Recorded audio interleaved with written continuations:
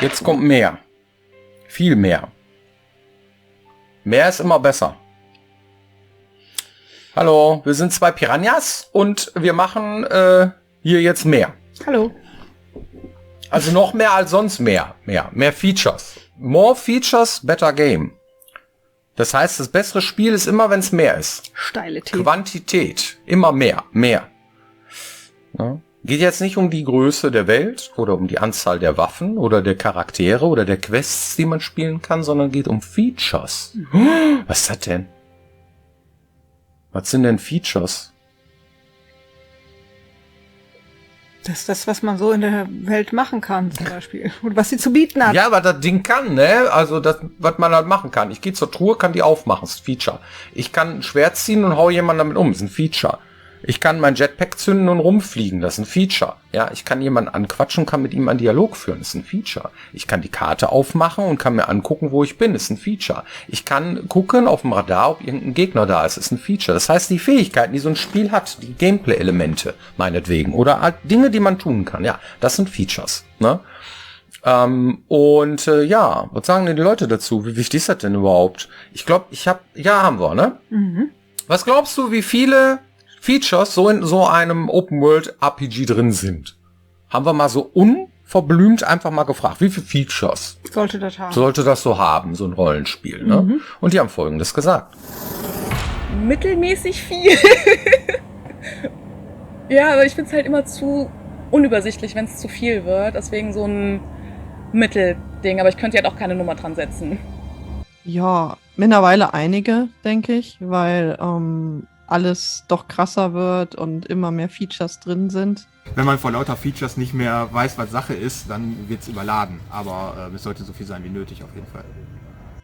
Es kommt nicht mehr ganz ohne aus, wenn ich jetzt halt auch an Sachen denke. Ich meine, in gewisser Weise ist Genshin ja auch Genshin Impact auch ein Open-World-Titel oder auch andere. Ne? Oder jetzt wie bei euch bei Elex 2 jetzt in dem Fall ja auch, dass das Fliegen dazu kam oder so. Also dieses, ne? Du kannst über die ganze Map da dich dann nachher rumfliegen. Das ist halt schon, oder auch die Kämpfe im Flug. Ich glaube, das macht schon einiges aus mittlerweile. Es kann schon immer mal ein paar besondere Features haben, aber es sollte nicht zu überladen werden, weil... Also eine genaue Zahl kann da jetzt vermutlich keiner sinnvoll nennen. Es sollten halt genauso viel sein, dass ich nicht überfordert werde und genau so wenig sein, dass ich mich nicht langweile. Erstens haben wir gelernt bei euch, dass umso mehr man reinbringt, umso höher ist die Wahrscheinlichkeit, dass man Bugs mit reinbringt. Und das nicht gut ist fürs Gameplay insgesamt.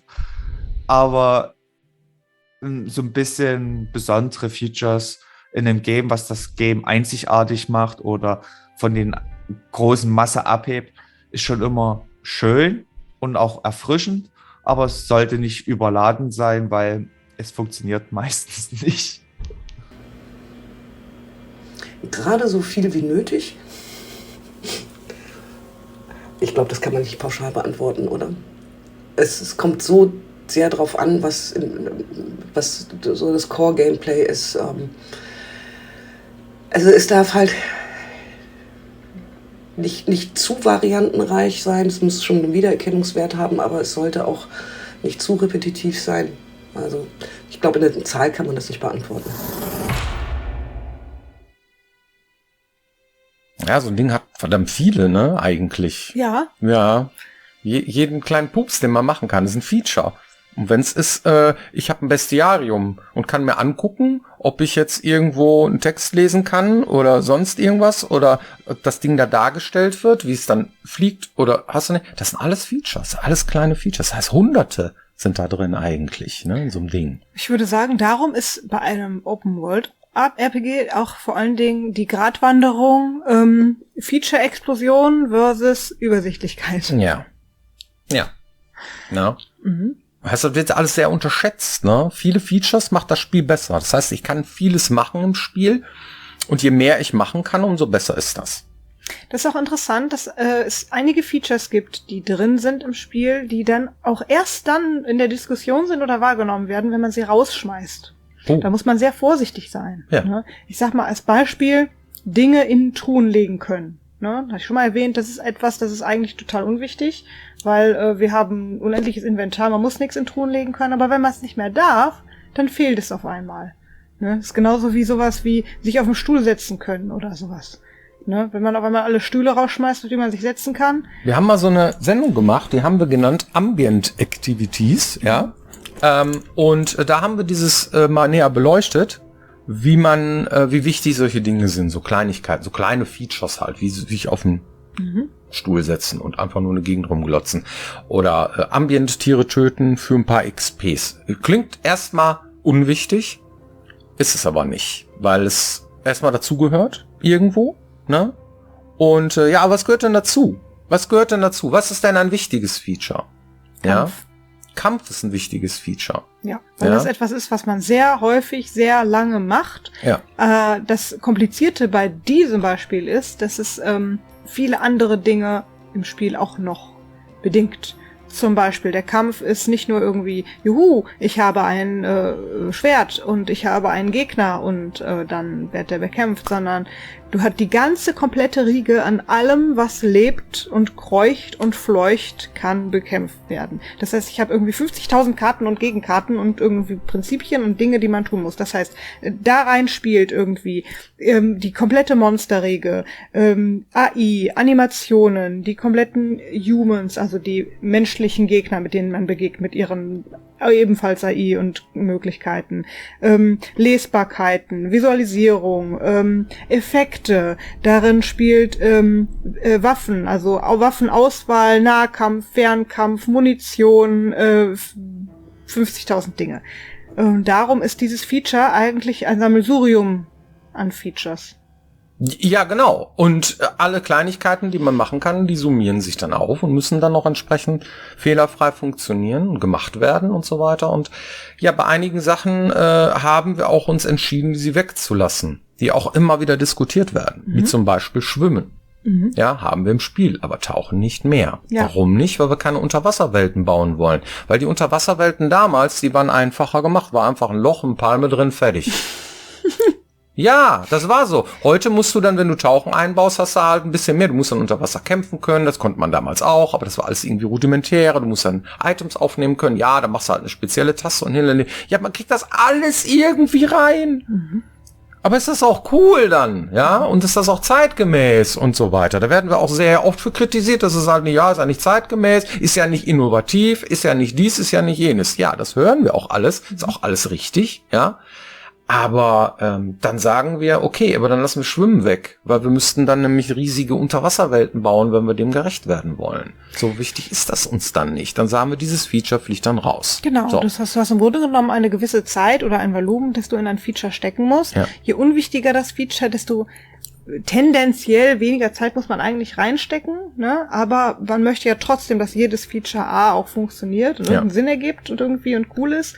Und jeder hat so sein Herzblut-Features, so irgendwie. Ich finde zum Beispiel schade, wenn Ambient-Tiere rausfliegen würden, weil ich die einfach niedlich finde und cool finde, aber sie sind eigentlich für das Spiel und das hauptsächliche Gameplay gar nicht so wichtig. Also, wo sind denn die Grenzen, wo man sagt, okay, Tauchen weicht, aber dafür stecken wir mehr Zeit in zum Beispiel Waffen und Monster, aber was weiß ich, die Ambient-Tiere kommen, die machen wir dann trotzdem mit rein, ne? Also dann hast du einen Riesenberg an Ideen und Features, die man machen könnte. Davon sind einige essentiell, die musst du machen und einige, wie zum Beispiel das Kämpfen, erfordert auch unwahrscheinlich viel Zeit und Arbeit von allen Bereichen sozusagen, die da Zeit investieren. Und dann gibt es Features irgendwie, die können wenige Leute selbst umsetzen irgendwie und die sind vielleicht auch schneller eingebaut, so dass man dann immer eine Entscheidung hat, irgendwie, komm, ja, das wäre schon noch cool, irgendwie macht die Welt immersiver oder lebendiger oder ne, so Features wie das Bestiarium jetzt zum Beispiel, das muss nicht sein. Aber es wäre schon cool, wenn man es hätte, weil man dann eine Übersicht hat, über das, was überhaupt da ist. Und wen kostet das denn jetzt, wie viel Zeit, das irgendwie zusätzlich noch zu machen, dass wir so ein Feature haben im Spiel? Und dann macht man eine Abwägung und sagt, ach komm, das kriegen wir hin, irgendwie nebenbei so ein Feature einzubauen, irgendwie. ohne dass das irgendjemand anders jetzt von was Wichtigem abzieht, sag ich jetzt. Das hört sich immer an wie Rumgeheule, was wir hier so veranstalten, aber es ist halt wirklich so. Das heißt, wenn man irgendein Feature einbauen, dann muss das auch vernünftig funktionieren. Dann muss es sehr viele Kriterien dann auch erfüllen. In erster Linie muss es mal Spaß machen. So, das ist uns ganz wichtig. Es muss Spaß machen. Es muss irgendwie, ne? Also es gibt ja so Sachen wie Items aufnehmen, ne? Ist ein Feature. So. War in der Kritik, weil wir so eine Eieruhr da eingebaut haben. Wir haben es irgendwie beim Gronk gespielt und so, ne? Und dann konnte man sehen, dass man irgendwie, also warum haben wir das überhaupt eingebaut? Weil wir gerne wollten, dass man nicht in einer Kneipe vor sich ein Bier stehen hat, was seinem Nebenmann gehört. Und man möchte gerne den Wirt, der hinter der Theke steht, mal eben anquatschen, ja, weil wir haben ein sehr freies Spiel. Du gehst ja nicht in die Bar und hast jetzt hier den Button dies, sprechen an und den Button das, nimm dem Typen sein Bier weg, sondern du fleddelst da einfach in den Laden rein. Ich will also, schwupp, Bier weg. Riesenschlägerei, du hast mein Bier geklaut, so ein Spiel machen wir ja, ne? Wolltest eigentlich nur irgendwie den Typen anquatschen. Deswegen haben wir so eine Uhr eingebaut, dass wenn man in so einer Situation ist, etwas klaut, dass dann so ein Ding da ist. Jetzt haben wir aber gesagt, gut, wenn wir das jetzt da einbauen, kommt es erst dann vor, wenn man irgendwie so eine spezielle Situation hat. Warum nicht immer einbauen, um den Spieler schon mal dran gewöhnen, ja, dass man solche Sachen halt, wenn man sie aufnimmt, dass das halt ein bisschen dauert. Wir hielten das nicht für so schlimm. 300 Millisekunden zu warten jetzt immer und so und sich schon mal dran zu gewöhnen, wie dieser Mechanismus. Oh nee, das will ich gar nicht aufnehmen, weil die meisten Items möchte man aufnehmen. Es gab sofort einen riesen Aufschrei irgendwie, das Feature muss raus, seid ihr denn bekloppt, wie kacke ist das optional und so und was haben wir Zuschriften gekriegt, das Feature ist scheiße. Ja, wir bauen es ja aus, ja, haben wir dann gemacht. So, dann haben wir es case-sensitive gemacht, das heißt, das haben wir für diese Situation, wo man das Bier klauen würde, wenn man so, schwupp, Bier weg, so, sondern irgendwie, da fängt die Eier, ach nee, das wollte ich gar nicht, ich will den Typen anquatschen, ja. Also das heißt, für diese Interacts, wie einen Typen anquatschen oder eine Figur mitreden oder eine Truhe oder einen Tisch und so weiter, dass man halt ein Item mal eben aufnimmt, aber solche Dinge benutzen erstmal, ach so, nee, wollte ich gar nicht, wollte was anderes. Das macht das Ganze so ein bisschen, sortiert es ein bisschen mehr im Gameplay. Ja, so. Schlimmste wäre ja irgendwie, ich ziehe meine Waffe und so, da würde es nicht funktionieren, dass man da Items aufnehmen kann. Ja, man zieht seine Waffe und dann, so, ich will den Typen jetzt umhauen. Ach nee, erstmal Blümchen pflücken, so, ne? Also das mitnehmen, Dings, das falsche Button drücken, sowas ist ja auch so ein Ding. Das heißt, man muss sich überlegen, wie muss das denn, und dann rennt er in die Gegend rum. Es gibt auch Leute, die rennen mit einem gezogenen Schwert in die Gegend rum und sagen, ich habe kein Geld mehr. Und mit mir redet keiner. Ja, steckt die Waffe weg. Auf einmal kann ich alles machen. Auch so ein Ding.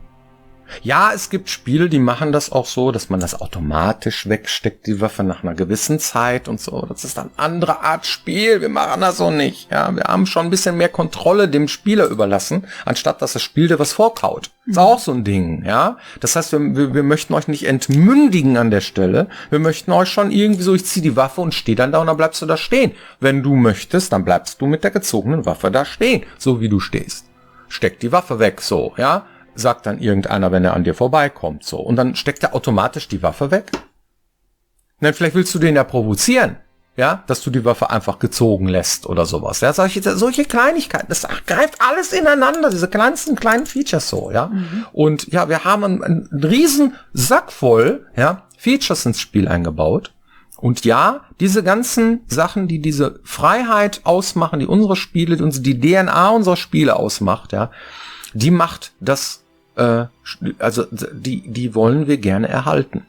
Und wenn wir dann mehr einbauen von Features, kann das sein, dass einige mehr Features dieses Konstrukt, ne, diese Feature-Fülle, die wir haben, dann irgendwo etwas abschneidet oder beeinflusst, negativ beeinflusst, dass wir uns immer überlegen müssen, wenn wir was Neues noch hinzunehmen, ja, was wir ja auch immer zweifelsohne machen. Wir bauen ja immer wieder neue Sachen ein. So, die dürfen wir aber nicht kaputt machen. Wir dürfen sie nicht kaputt designen. Gilt andersrum aber auch genauso. Wenn man zu viele Features zum Beispiel rausstreicht, damit man für andere mehr Zeit hat, so ganz platt jetzt einfach mal, kann es sein, dass man damit auch ein bisschen so das Spielgefühl kaputt macht. Da muss man ganz vorsichtig sein, weil diese Features, die man rausgeschmissen hat, dann vielleicht auch Immersion klauen oder den Spielspaß weniger machen oder solche Sachen. Ne? Das ist immer kann so ruckzuck passieren. total interessant. Also dieses Feature mit Steck die Waffe weg zum Beispiel ist auch so etwas, das wird einmal am Anfang erklärt. Ja. Aber, ne, wie ihr das kennt, irgendwie Tutorial-Texte, geht man mal schnell drüber und dann vergisst man das wieder. Also, wie viele Features darf es denn geben, die einem nicht immer wieder vom Spiel deutlich erklärt werden? Also, ich sag mal sowas wie versteckte Features. Wir haben unwahrscheinlich viele kleine versteckte Features. Derjenige, der sich ausgiebig damit auseinandersetzt und rumprottelt, der findet Dinge raus. Aber es gibt auch genug Spieler, die machen das nicht. Die kriegen vielleicht niemals mit, dass das Feature überhaupt gegeben hat. Ist ja dann eigentlich auch nicht schlimm, weil das so ein Spiel ist, das aufgrund seiner Fülle an Features auch von jedem komplett anders gespielt werden kann. Ja. Hatte ich auch letztens gelesen, da hatte einer gesagt irgendwie, ja, ich habe das jetzt mal zum zweiten Mal gespielt, das Spiel, und habe eine völlig andere Spielerfahrung gehabt beim zweiten Mal. Das finde ich irgendwie auch ziemlich cool, dass das überhaupt geht, dass das Spiel das zulässt. Items haben Gewicht. Komplett anderes Spiel. Komplett, auf jeden So, Fall. also ist klar, ne? Wir haben unendliches Inventar, wenn wir es jetzt begrenzen würden, dann rennt ihr nur noch in der Gegend rum und macht Ressourcenmanagement. Ja, das ist ein anderes Spiel, Punkt, aus. Ne? Super viele Sachen beeinflussen. Man würde auch völlig andere Items dann anbieten können, anders verteilen, alles. Ja. Ne? Na gut, ja, das ist, glaube ich, klar. Ne? Das heißt, mehr Features ist auf jeden Fall besser. Ja, immer, möchten wir auch gerne, aber sie müssen auch funktionieren und aufeinander abgestimmt sein. Und wenn das nicht funktioniert, dann konzentrieren wir uns aufs Wesentliche. Ich glaube, darauf kann man es reduzieren. Ja, dann sind mehr Features eben halt auch nicht besser. Genau, kann gut mal passieren. Ja. Hast du eine Community-Frage? Klar. Räusper. Also, hier habe ich zum Beispiel eine Frage. Habt ihr ein Traumprojekt, das ihr bisher noch nicht realisieren konntet, und wie würde das in etwa aussehen? Oh Mann, ey. Finde ich ja ganz cool, weil man muss dazu sagen, wir hatten ja tatsächlich bisher immer das Glück, Ja, auch aufgrund von euch, dass wir die Projekte umsetzen durften, auf die wir selber Bock hatten. Richtig. Also wir waren nie in der Situation, dass uns irgendjemand jetzt aufgezwungen hat, dass wir ein Projekt machen müssen, das wir selber gar nicht machen wollten, beziehungsweise eine Auftragsarbeit erledigen zum Beispiel, um am Leben zu bleiben, sage ich jetzt mal, oder irgendwas in der Art. Das war ja nur so nie. Das heißt, wir haben im Grunde genommen immer die Spiele gemacht, auf die wir selber wir haben Bock auch immer alles auf eine Karte gesetzt. Es gab mal gute Zeiten, schlechte Zeiten und wir haben da einfach weitergemacht. Wir haben gesagt, so, da haben wir Bock drauf und fertig so, ne? Und deswegen haben wir eigentlich immer die Spiele gemacht, worauf wir Bock hatten, ja. Also unsere Traumprojekte haben wir immer gemacht. Mal wurde uns das ein oder andere Feature aufgedrückt oder sowas, aber im Großen und Ganzen haben wir schon immer die Spiele gemacht, die wir selber gerne machen. Ja. Und das heißt aber nicht, dass wir nicht in der Schublade noch Ideen haben für die Zukunft. Die haben wir schon. Ja. Ganze Menge. Mhm. Alles klar. Vielen Dank für eure Fragen und für eure Interesse. Und dann sehen wir uns hoffentlich nächste Woche wieder hier, wenn es heißt Piranha Bytes TV. Genau, bis dann. Macht's gut. Tschüss. Tschüss.